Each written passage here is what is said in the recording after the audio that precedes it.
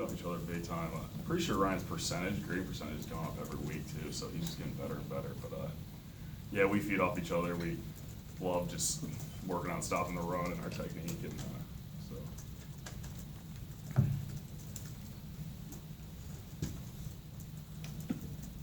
Go to Adam in the second row. Question for Matt. Saturday, Ryan mentioned, looking both sides, a bunch of veteran guys, been around for 4 or 5 years, and then Saturday was a game where the defensive line really did a good job in setting the tone. You just kind of talk about that. I mean, you're one of the guys, been around for 5 years as far as the depth goes and kind of controlling a physical game like that. I mean, we definitely knew it was going to be physical, watching them on film.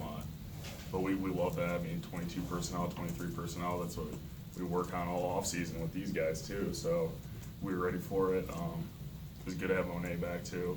So we have everyone back now, healthy and ready to go. So it was great. Through your 5 years here, is this kind of the strongest the D-line's been? I think so, yes. Stay in the front left with John.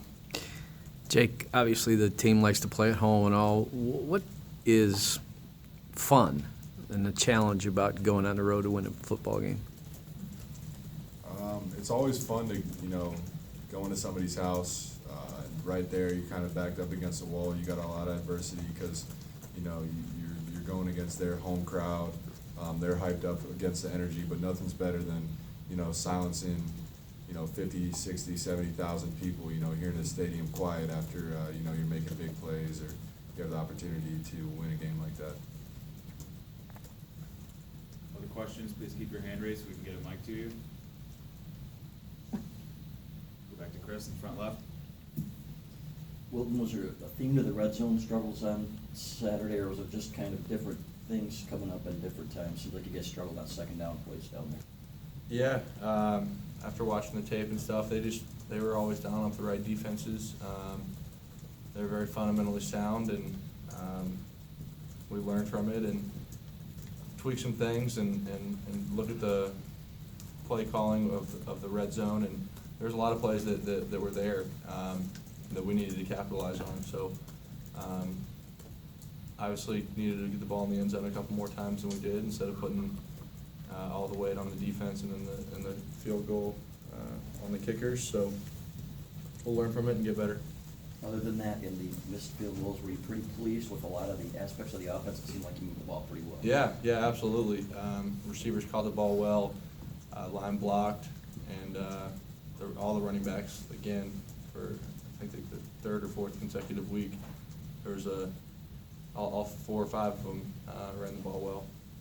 We go to the back left here, Michael.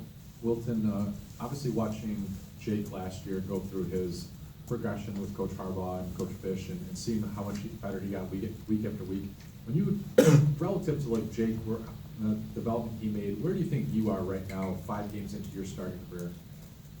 I don't ever like to compare with any quarterback. I'd like to strive to be like certain quarterbacks.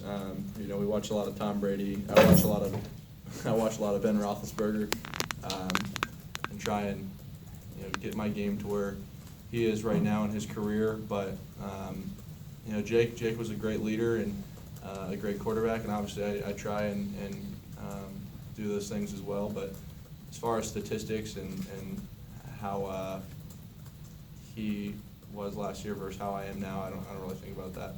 How close do you, where do you think you are 5 games in? I think we're 5-0. That's all that matters. Obviously, I didn't like that turnover on Saturday when I was trying to fit that ball into Jake, but other than that, I've been trying to take care of the ball the best I can and doing that pretty well. And I think completion percentage is up there, so still a lot of room for improvement though. So, but we're happy to be 5-0. We'll go back to Adam, second row in the middle. Wilton, Jim had mentioned, with Grant's injury, the possibility of a little bit of shifting going on the offensive line. Just kind of curious, from your position, is that something that worries or concerns you? And I guess as far as just the rhythm of the offensive line, 5 games in and a possible change, does that throw off anything? No, they're all throughout spring and throughout camp. Drevno did a great job of making sure everyone got their reps. There's gonna be young guys that have to step up, and it doesn't worry me at all though, because across the board, those guys are all smart guys. They know what to do to get the job done, and they'll do that this week. What do you think of the way Front row that? right for Mark. Well, you talked on Saturday about trying to escape the sacks, and sometimes, you know, that there were probably some things you could have done. Does it look different on film? I mean, are you able to see it better, removed from it instead of physically? Yeah, there was that one sack I took in the red zone that a coach talked about I should have thrown away, and that was definitely evident after watching the film.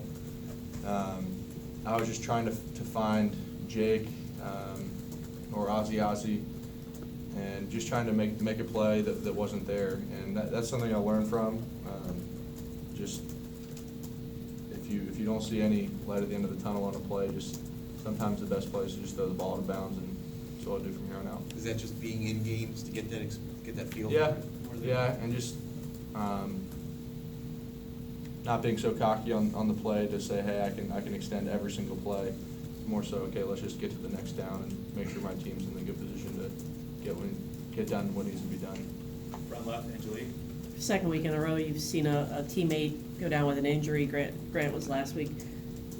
Did you guys have a chance to talk to him, and were you at all impressed that he decided to skip the cart and walk off the field? Yeah, I went and visited him last night at the hospital, and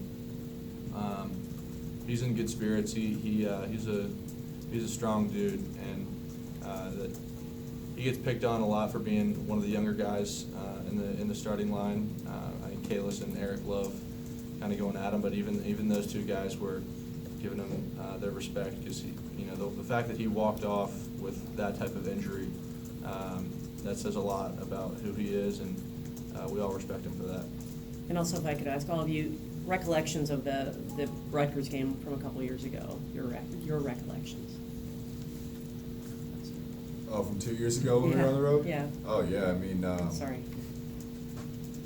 yeah, I mean, we lost the game, but it's in the past. It's not gonna change how we play. Didn't change how we played them last year. Won't change how we play them this year, you know. We're focused on this game this year. But you remember them storming the field and all that? Yeah, vaguely, yeah. Going back to the left here, Steve.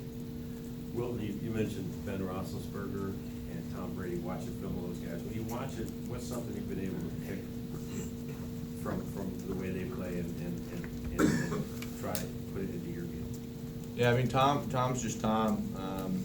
Everyone knows that, but Ben, able to shake guys off his back when people are hanging on him, but still, keep his left shoulder up the field and eyes down the field trying to find targets. But Coach Fish made a cut up for me to look at today, and there was a lot of that, but also a lot of, once he realized nothing was there, him just throwing the ball away or diving forward for a couple yards or near to the line of scrimmage. So yeah, that's kind of what I've taken away so far and what I like to